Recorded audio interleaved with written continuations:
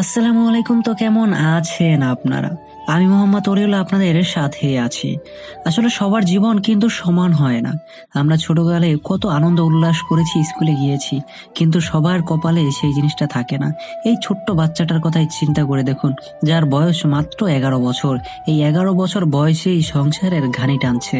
তার মাথার উপরে একটি টোটাল ফ্যামিলির ভার রয়েছে। তিনি এইভাবেই একটি ফেরিতে বসে ঝালমুড়ি বিক্রি করে তার জীবনকে পরিচালনা করে। কতই না ভাগ্য এই সন্তানের মায়ের, যে সন্তান তাকে এই বয়সেই রোজগার করে খাওয়াচ্ছে। আসলে পরিবারের হাল ধরার মতো যখন কেউ না থাকে, তখন আর কোনো উপায় থাকে না, নিজেকেই কিছু একটা করে নিতে হয়। আর সেই সুবাদেই নিজের সংসারকে, নিজের মাকে, নিজের বোনকে খাওয়ানোর জন্যই কিন্তু এইভাবে ফেরিতে বসে ঝালমুড়ি বিক্রি করতেছে। কোনো একটা উপায়ে তো কিছু টাকা ইনকাম করতে হবে, ঘরে তো চাউল ডাল কিনতেই হবে, না হলে যে খেতে পারবো না।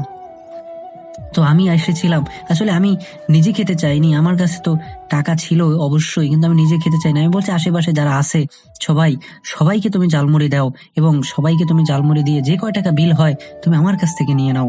আসলে কি বলবো, এইসব জিনিস দেখে সত্যি অনেক মায়া লাগে।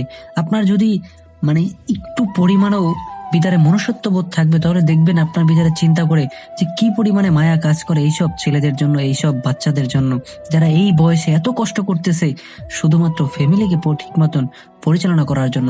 অথচ সুখ বলতে যে কি জিনিস, এই জিনিসগুলো এখন পর্যন্ত এই ছেলেটা ঠিক মতন বুঝতে পারে না।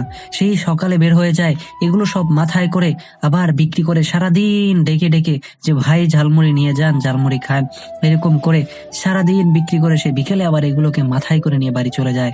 আবার সেখান থেকে পরের দিন সকালে আবার ঠিক একইভাবে এভাবে ঝালমুড়ি নিয়ে বের হয়ে আসে। যখন এই ছেলেটাকে আমি টাকার নোটটা দিলাম, সে নোটটা দেখে একটু ভয় পেয়ে গেল যে এই তো বড় নোট, আমি কিভাবে ভাঙাই দিব।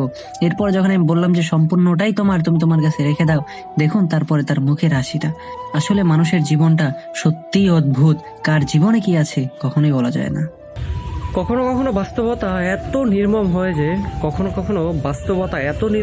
যে মন খুলে কান্নাও করা যায় না, শুধু চোখের জল ফেলতে হয়।